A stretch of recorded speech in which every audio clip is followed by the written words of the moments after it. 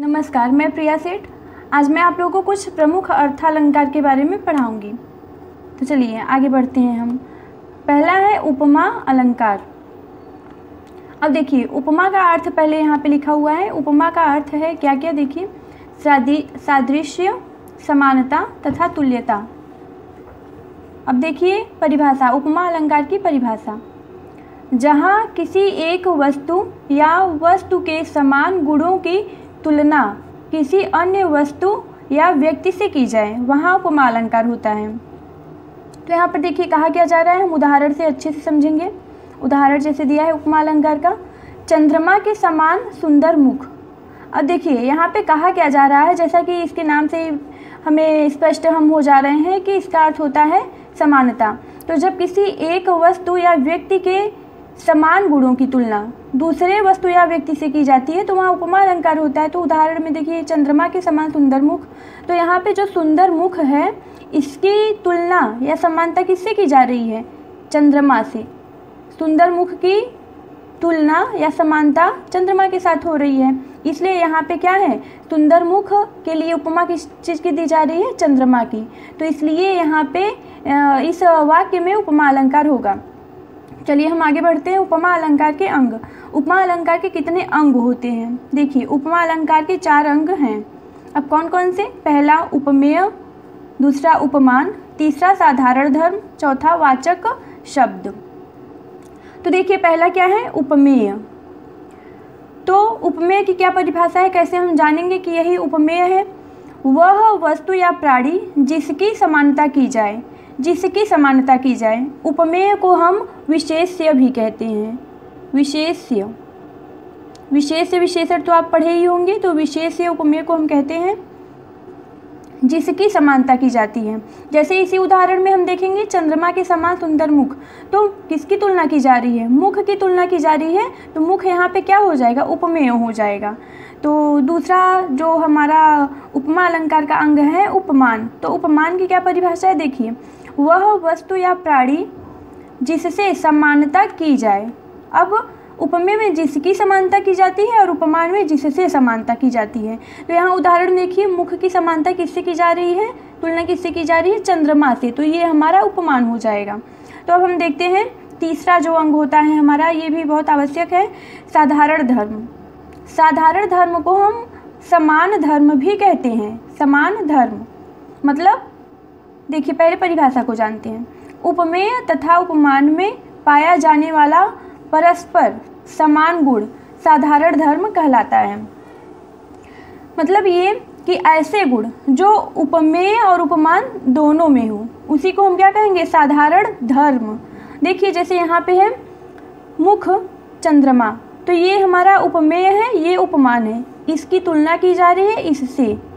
और गुण क्या है दोनों में?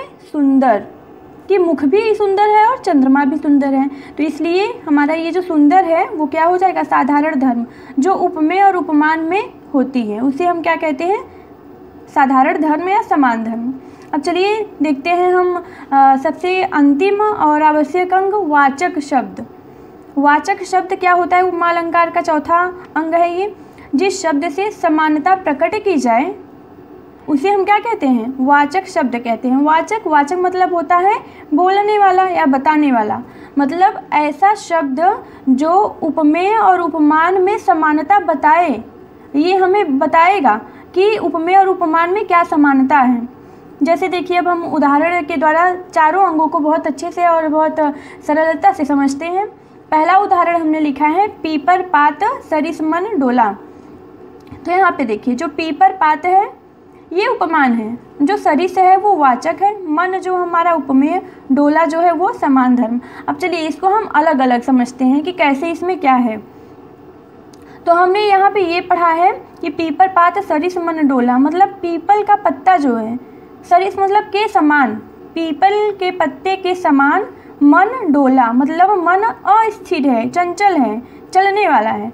तो पीपल हमारा, इसे देखिए, पीपल के पत्ते से तुलना की जा रही है मन की। तो मन की तुलना की जा रही है, तो मन हमारा यहाँ पे उपमेय हो गया है। अब मन की तुलना किससे की जा रही है?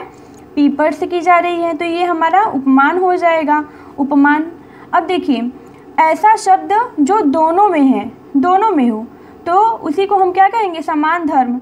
पीपल का जो पत्ता है वो भी क्या होता है, अस्थिर होता है, हमेशा हिलता रहता है, और हमारा मन भी हमेशा अस्थिर होता है। तो ये जो शब्द है, ये डोला जो शब्द है, ये दोनों में परस्पर रूप से परस्पर विद्यमान है, पीपल के पत्ते में भी और मन में भी। तो यही हमारा साधारण धर्म या समान धर्म हो जाएगा। अब एक शब्द और बचता है सरिस। सरिस मतलब के समान। अब देखिए यहाँ पे ये जो सरिस है ये वाचक हो जाएगा। यही है शब्द, इसी शब्द के द्वारा हमें पता चल रहा है, यही शब्द हमें बता रहा है कि दोनों में कुछ समानता है, मन में भी और पीपल के पत्ते में भी। तो इसलिए ये जो हमारा सरिस है ये हो जाएगा वाचक। अब चलिए दूसरा हम उदाहरण देखते हैं। चंद्रमा के समान सुंदर मुख। तो यहाँ पर देखिए आपको अच्छे से ये समझ में आ रहा होगा, मुख जो है उपमेय है, चंद्रमा के समान सुंदर है। तो देखिए मुख यहाँ पे उपमेय, क्योंकि इसी की समानता बताई जा रही है चंद्रमा के साथ, तो मुख उपमेय हो जाएगा। जैसे कि आपने यहाँ पे पहले ही देख लिया, समझा इसको। और किससे समानता की जा रही है, चंद्रमा से, तो उपमान हो जाएगा। और दोनों में मुख भी हमारा सुंदर है और चंद्रमा भी सुंदर है, तो इसलिए दोनों क्या हो जाएगा, ये दोनों में है सुंदरता, तो ये समान धर्म हो जाएगा। सब को हमने ऐसे लिख दिया है तो समझ जाइएगा। और ये के समान है तो ये हो जाएगा वाचक, मतलब यही हमको बताएगा कि इसमें और इसमें क्या समानता है। जो समानता होती है उसी को हम कहते हैं साधारण धर्म या समान धर्म। अब चलिए हम कुछ शब्द यहाँ पे लिखे हैं, जैसे कि आपको बहुत अच्छे से आप समझ जाएंगे कि इसमें समानता किन शब्दों के द्वारा बताई जा रही है, मतलब वाचक शब्द क्या है।